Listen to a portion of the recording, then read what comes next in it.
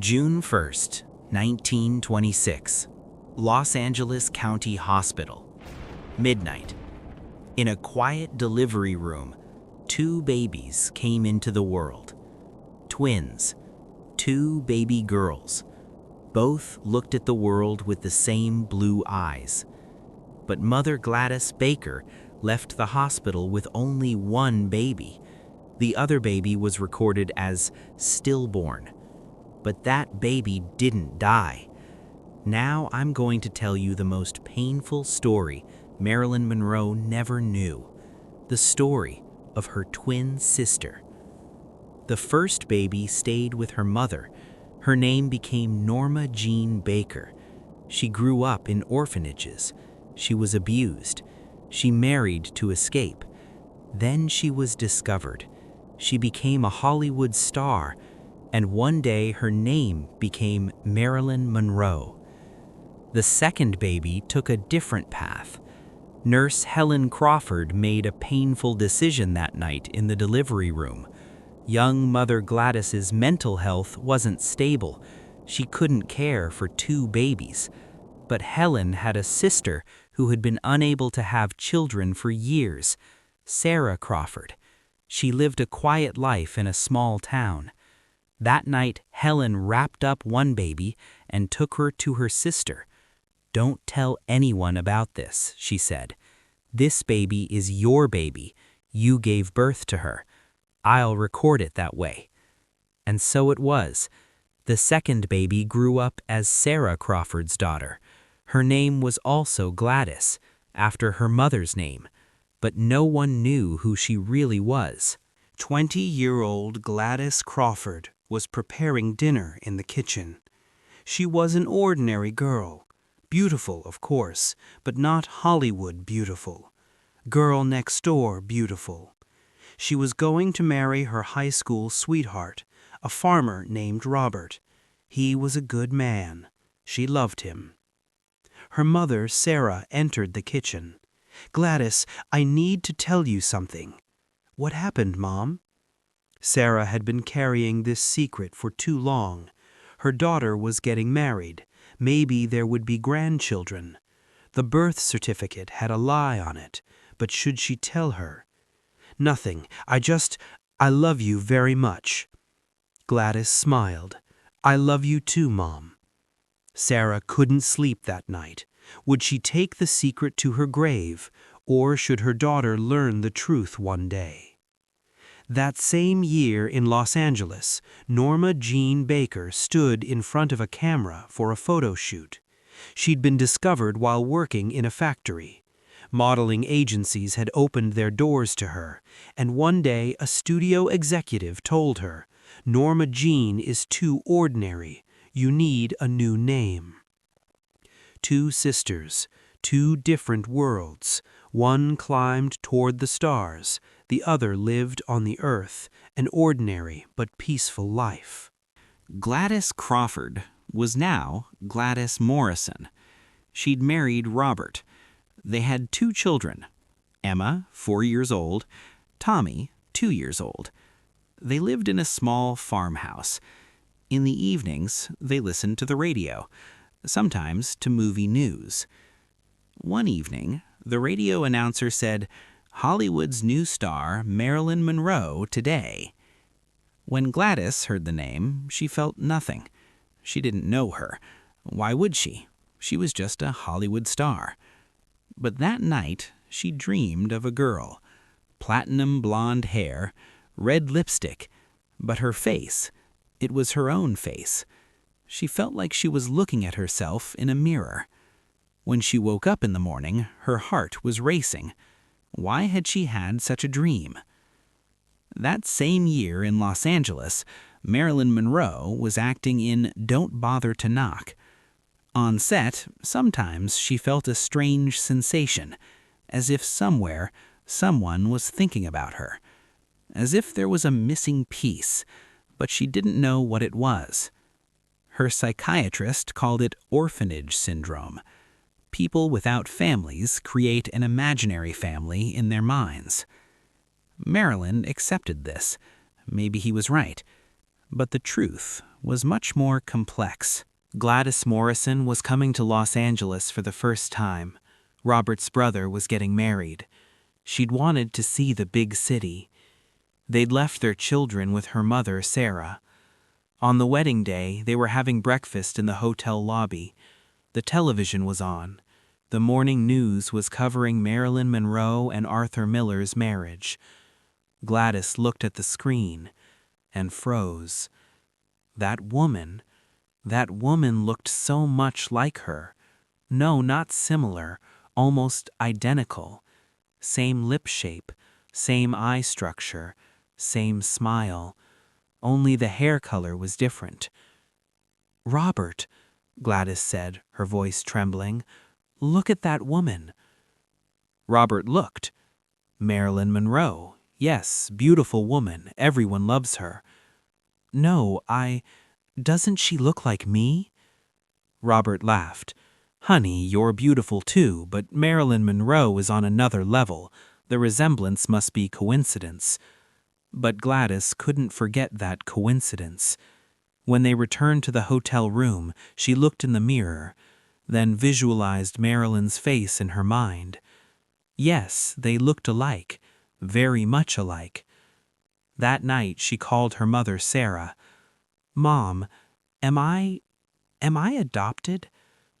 Long silence. Then Sarah's voice. "Why would you ask such a thing?" "Just curious. I have a birth certificate, of course, but am I really your daughter?" Sarah began crying on the phone. "Gladys, you're my everything. The day I brought you into the world was the happiest day of my life."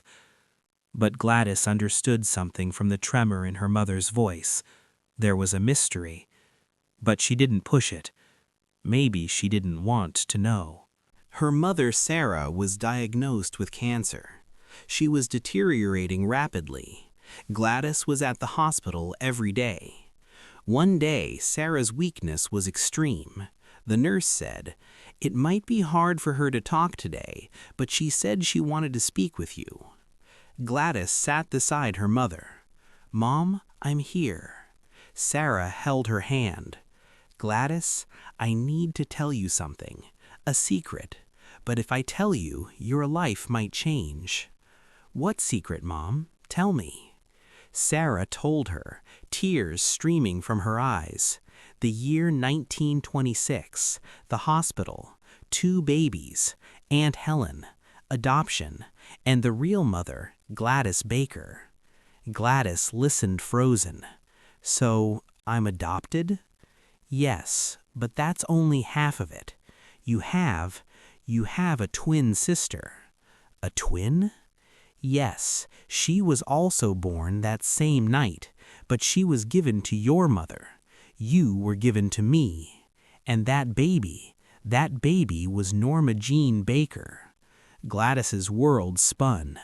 Norma Jeane Baker. That name sounds familiar.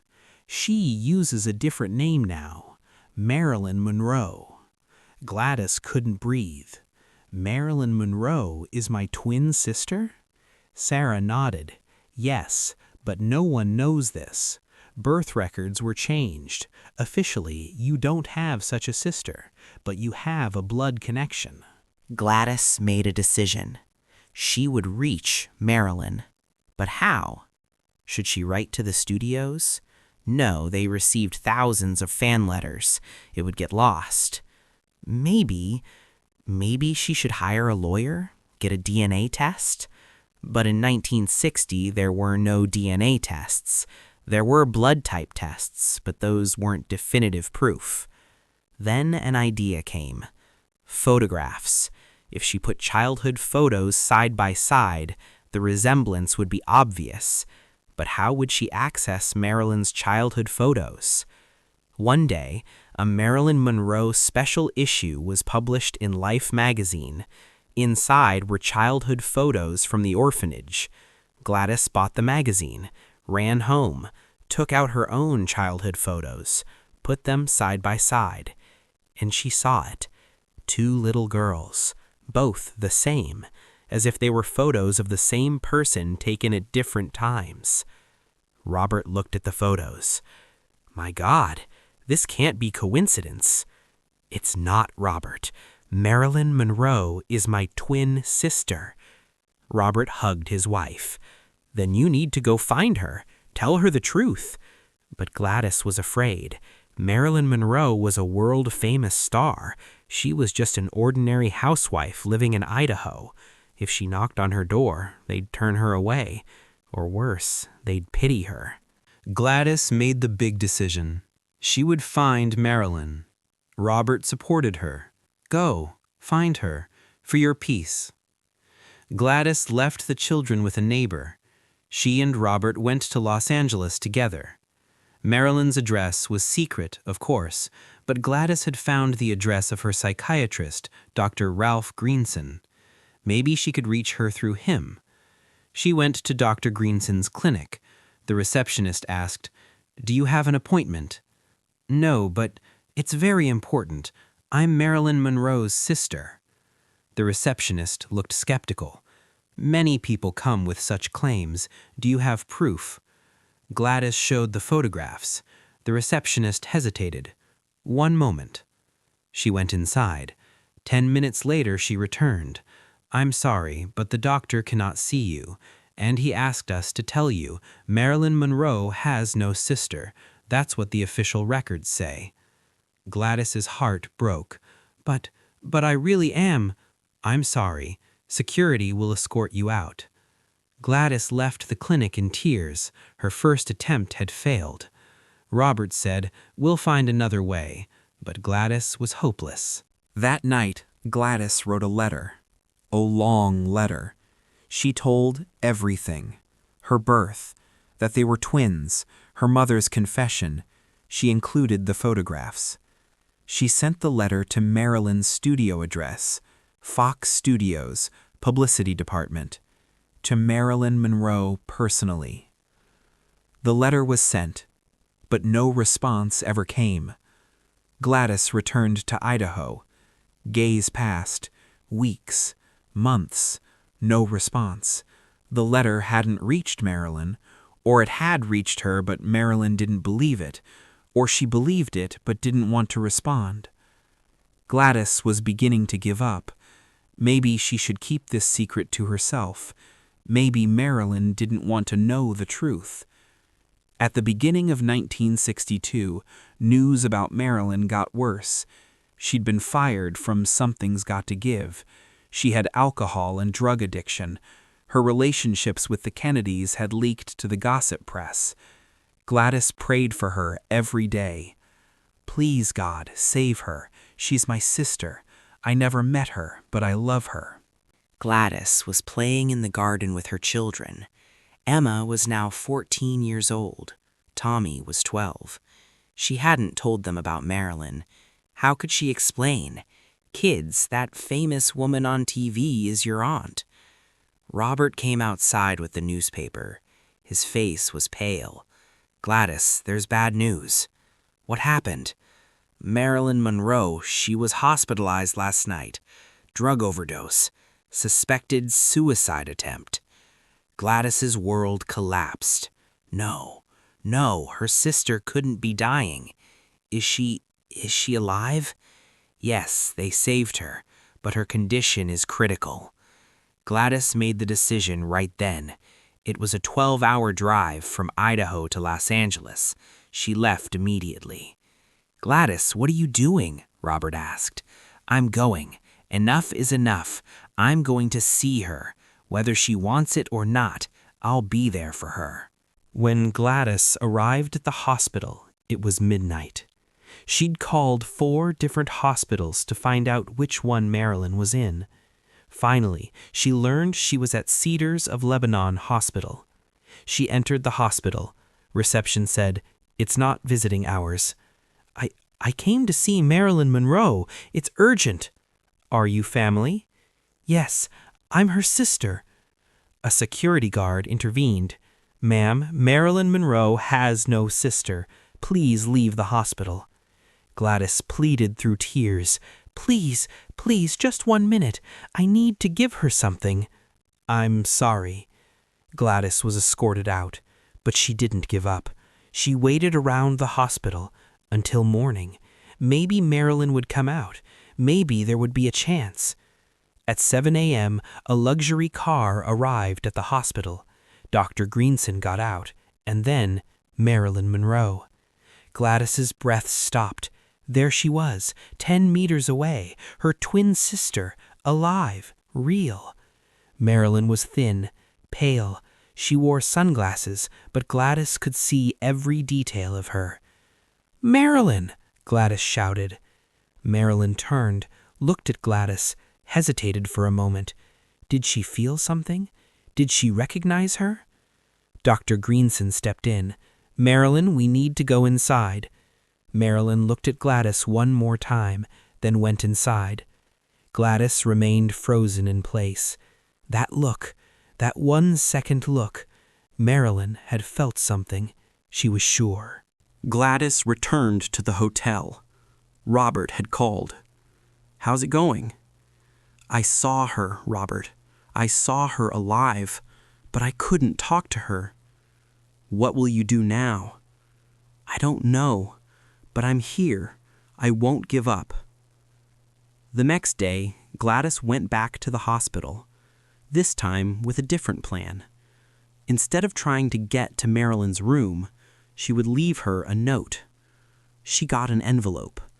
Inside, she wrote a small note. "Dear Marilyn, I know you won't believe me. I know this seems crazy, but I am your twin sister. June 1st, 1926.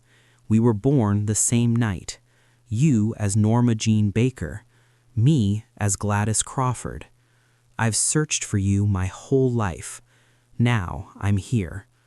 If you want to talk, I'm staying at the Sunset Motel, room 12. Please come, or don't. Signed, Gladys." She left the envelope and began to wait. Gladys was watching television in her hotel room. No news from Marilyn. She'd been waiting for 2 days. Maybe the note never reached her. Maybe it did, but she threw it away. There was a knock at the door. Gladys opened the door, her heart leaping. Standing before her was Marilyn Monroe. Headscarf, sunglasses, simple dress, but it was her, really her. Are you Gladys?" Marilyn's voice trembled. "Yes, I'm Gladys. Please come in." Marilyn entered, examined the room, then looked at Gladys for a long time. "My God," Marilyn said, "it's like looking in a mirror." Gladys started crying. "Yes, because we're twins, Marilyn. Same mother, same night, 2 babies." Marilyn slowly sat down. Tell me everything." Gladys told her. 1926, hospital, Aunt Helen, Mother Sarah, that her mother Sarah confessed before dying that they were twins, that she'd searched for years, that she'd written letters, and that she'd finally found her. Marilyn listened silently, then asked, "Is there proof?" Gladys took out the photographs, 2 little girls, side by side. Marilyn looked at the photos and shed tears. "My whole life, I've always felt something missing, as if somewhere, someone existed, but I couldn't find them. My psychiatrist said it was orphanage syndrome, but now I understand. You existed. You always existed." The 2 women embraced, 2 twins, together for the first time after 36 years. That night, they talked until morning. Gladys told her life. Idaho, the farm, her husband Robert, her children Emma and Tommy, an ordinary but happy life. Marilyn also told Hollywood, fame, studios, the Kennedys, mafia, betrayal, loneliness, and pain. "I know it looks wonderful from the outside," Marilyn said, "but from the inside, it's hell, Gladys. Every day I want to die."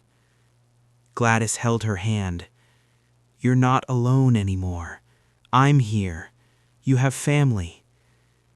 Marilyn smiled. For the first time, it was a real smile. "Family. I never thought I had family." "Now you do. And if you want, you can come to Idaho. Stay with us. It's a quiet place. No one knows you there. You'd just be Gladys." Marilyn's eyes lit up. "Really? Are you really offering me this?" "Yes. You're my sister, and sisters look after each other." Marilyn thought for a moment. Idaho, far away, quiet, away from Hollywood, away from the Kennedys, away from the press. Maybe she really could go. But what would I do there? I'm an actress. The stage is my life. "No, Marilyn. You're Norma Jeane. The stage was Marilyn Monroe's life, but you don't have to be her anymore." Marilyn sat with Gladys at a cafe. With their headscarves, no one recognized them. "I want to show you something," Marilyn said. She took out a red journal from her bag. "This is my diary. Everything's in here. Secrets, pain, truths, but I've never shown it to anyone." "Why are you showing me?" "Because you're my sister. And if something happens to me, I want you to keep this. Maybe one day people should know the truth." Gladys held the journal. "Marilyn, nothing's going to happen to you. You'll come to Idaho with me. We'll start a new life." Marilyn smiled. "I wish it were that simple, but they won't let me go, Gladys. The Kennedys, the FBI, the studios. I know too much, and that knowledge makes me both valuable and dangerous." "Then go to the police. Tell the journalists." "Who can I trust? The system controls all of them. I'm just a pawn, and pawns are sacrificed at the end of the game." Gladys squeezed her sister's hand. "No, you won't be sacrificed, because you're not alone anymore."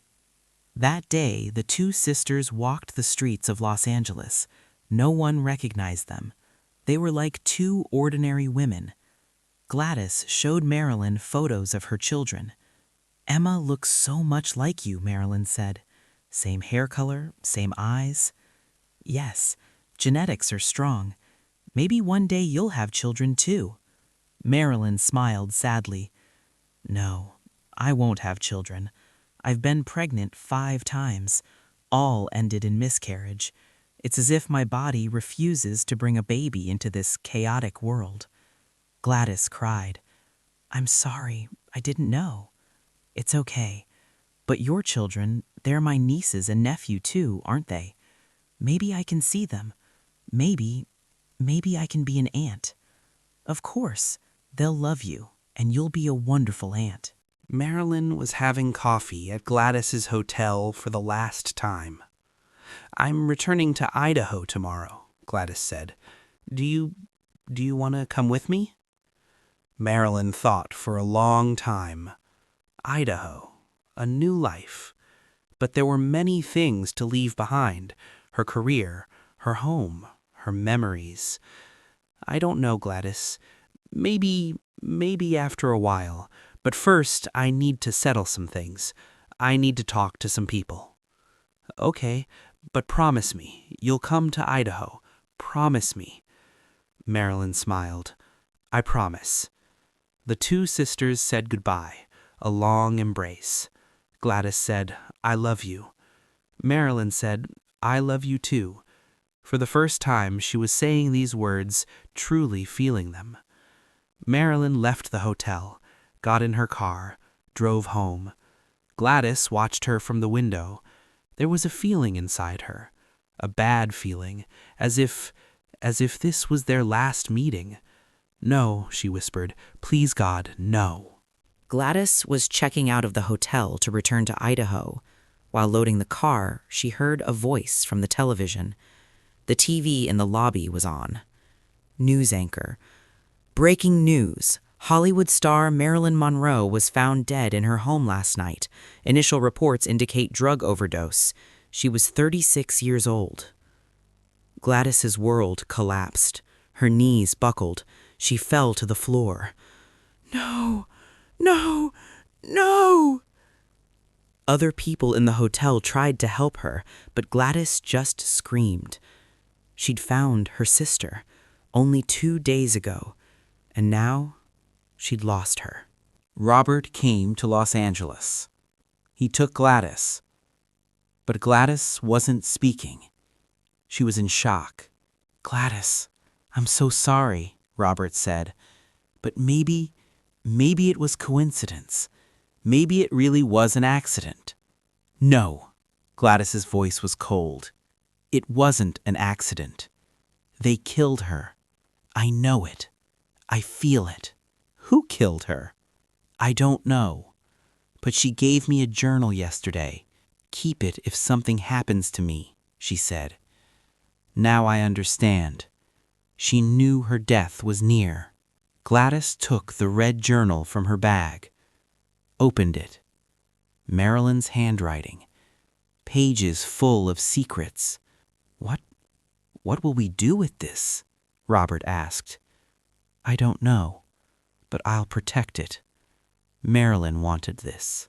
Gladys wasn't at the funeral because no one knew of her existence.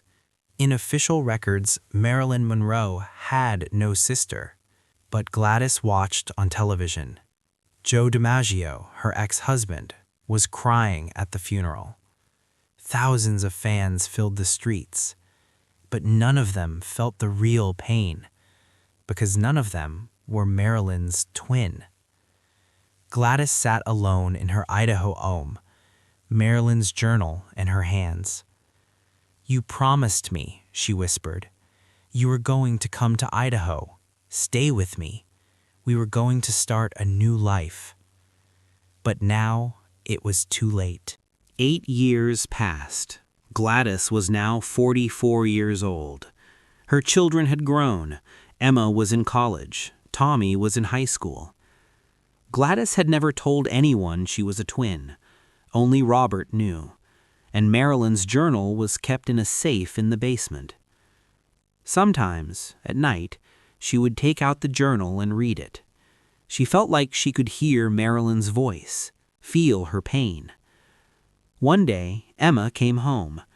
"Mom, today we did a project at school, family tree, but I saw something strange in your family tree." "What did you see?" "Grandma's birth record. It says twins, but there's only you. What happened to the other baby?" Gladys knew the moment she'd been waiting for had come. "Emma, sit down. I'm going to tell you a story." And she told everything. That she was a twin, that she was Marilyn Monroe's sister, that she'd found her and lost her. Emma was shocked. So Marilyn Monroe was my aunt?" "Yes. And I never heard her." "No, but she would have loved you very much. She saw your photo. She said, 'Emma looks so much like me.'" Emma started crying. "I wish I'd met her." "Me too, I wish," said Gladys.